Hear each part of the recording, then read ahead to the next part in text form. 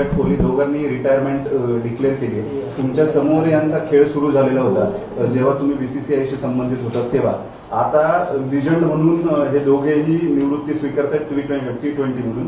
काल त्यांनी तशा घोषणा केलेल्या आहेत वर्ल्ड कप झाल्यानंतर. असं आहे की ते T20 वनडे रिटायर होत आहे, बाकीच्या वनडे वनडे नाही, टेस्टमध्ये नाही.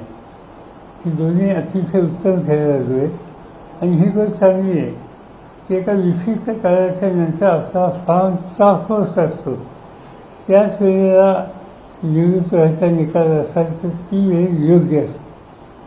ज्या दोघांचा तुम्ही उल्लेख केला त्या दोघांचंही जागतिक क्रिकेटमध्ये योगदान.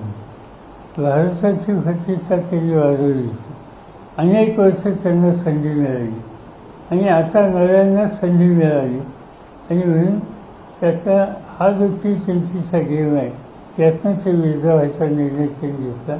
माझ्या मते हा निकाल योग्य आहे. या वेळेला मुंबईला फायनल मॅच झालेली होती वनडेची श्रीलंकेच्या विरुद्ध.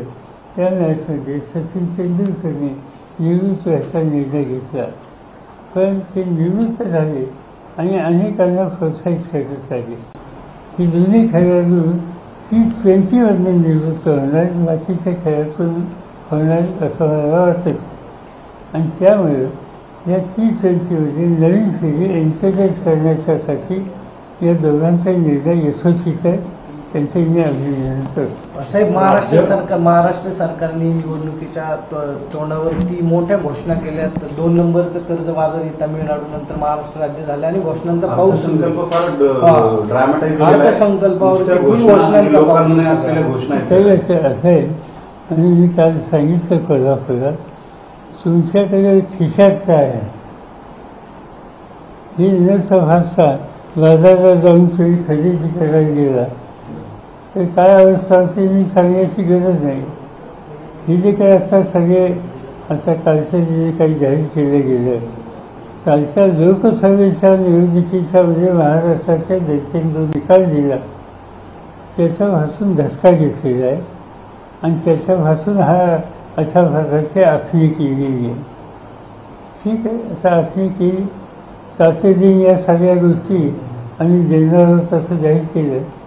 आता दिवस काही फार राहिले नाहीत, फार थोड्या दिवसात वस्तुस्थिती करेल आणि त्याची वाद उठतो. थँक्यू.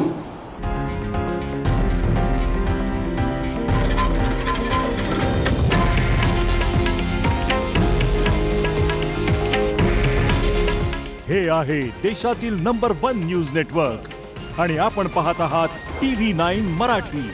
काळजी तुमची, हित महाराष्ट्राचं.